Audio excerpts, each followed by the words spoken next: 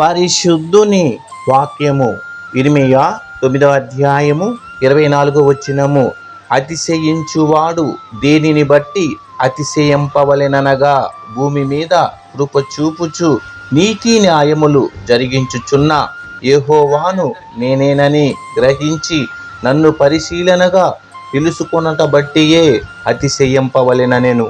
ఆలకిస్తున్నారా?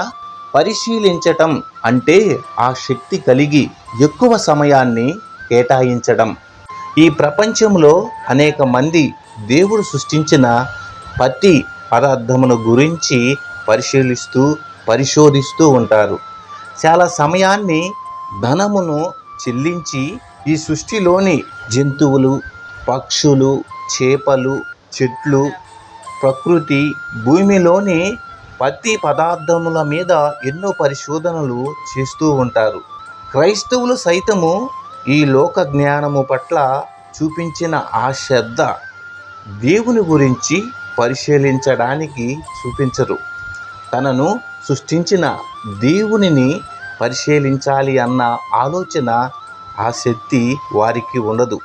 దేవుడు గురించి పరిశీలించాలి అన్న ఆ శక్తి వారికి లేకపోవడానికి కారణము ఆయనను ప్రేమించలేకపోవడమే. ఆలకిస్తున్నారా?